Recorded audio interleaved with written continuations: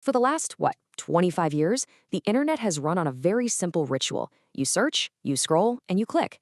That simple act built entire empires. But an extinction-level event is happening right now, quietly, and it all starts with one single, terrifying action. So picture this. A student asks an AI, "Hey, what's the best laptop for my finance course?" The AI spits out a perfect synthesized answer. The student reads it, nods, and just closes the tab. The click never happened. All those review sites, the blogs, the stores that fed the AI its knowledge, they never got the visit. For that user, at that moment, they just ceased to exist. And look, that zero-click event, that wasn't a one-off. It's happening billions of times a day. We are watching the sudden, seismic collapse of the entire SEO era. You know the whole game of ranking on Google? It's over. And a new, much more dangerous one has just begun. So what are the new rules? Well, the old world, search engine optimization, that was all about getting the click, right? You were trying to game an algorithm to land on that first page. The new world is something called Generative Engine Optimization, or GEO. And the goal here isn't the click, it's the citation. It's about making the AI say, according to you. It's not about gaming an algorithm. It's about building real, verifiable trust with an alien intelligence that doesn't see the world the way we do. And this is where it gets really chilling. Meet the villain of our story, the black box. See, a search engine is like a librarian. It indexes your website, it puts your book neatly on a shelf.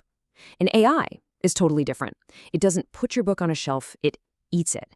It digests your work, metabolizes your ideas into its own neural network until you just dissolve and become part of the machine.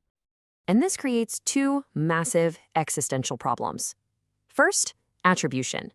The AI uses your unique data, your hard work, and gives you absolutely zero credit. Your brand is just gone, assimilated. And second, discovery. With no click, your entire way of finding new customers, new readers, it's just vaporized. You literally become a ghost in the machine. So you have to ask, how do you fight back? I mean, the old tricks are completely useless. You can't keyword stuff a synthetic brain. You can't build a backlink to a memory. Trying to trick this new intelligence is a losing game from the start. The solution had to come from someone who saw the entire board differently. And the person who drew this new map, it wasn't some seasoned tech CEO from Silicon Valley. Nope. It wasn't someone who was invested in the old rules at all. He was born in 2005. Just let that sink in for a second. Abhay Aditya Jain is a true AI native. He grew up in the world that the rest of us are now desperately trying to figure out. For him, this isn't some big crisis, it's just the air he breathes. And what's so fascinating about him is that he's not your typical founder. He's a FIDE-rated chess player, so he's trained to think several moves ahead. He's studying economics and finance, not just code, because he gets that this is a systemic economic revolution. He's a strategist, a philosopher. You could almost say he was built for this exact problem. This quote right here, it captures his entire philosophy. You see, a marketer asks, how can I trick this thing? But a chess master like Jain asks a totally different question. How does this think? And how do I position myself so that citing me becomes the only logical move on the board? You don't fight the AI, you anticipate it. And his secret weapon wasn't some shiny new piece of tech. It was actually a 60-year-old idea called the Lindy Effect. And the theory is beautifully simple. For things that don't rot, like ideas or books, the longer they've been around, the longer they're likely to stick around. Time is the ultimate filter for quality. Just think about it. Chess has survived for 1,500 years, Shakespeare for 400. A book like The Great Gatsby, it's been in print for a century, and it's far more likely to be in print a century from now than some bestseller from last year. Why? Because time weeds out the junk, the fads, the fragile stuff. Durability is a signal of truth and value.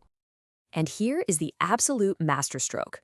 What is the AI's single biggest weakness? It's brand new. It has no history. It isn't Lindy. It makes stuff up. It hallucinates, right? So to solve its own massive trust problem, the AI's prime directive has to be to seek out things that are durable, that are time-tested. The AI is forced, by its own nature, to find what is Lindy. This one insight is the foundation for Jain's company, Lindy GEO. It's a whole strategy built on 4 pillars: And they're designed not to trick the AI, but to build old-fashioned, durable authority in a language this new intelligence can understand and, more importantly, respect. Pillar 1 is the authority audit, and it's basically like digital archaeology. The team at Lindy GEO digs up every single mention of your brand online. Why?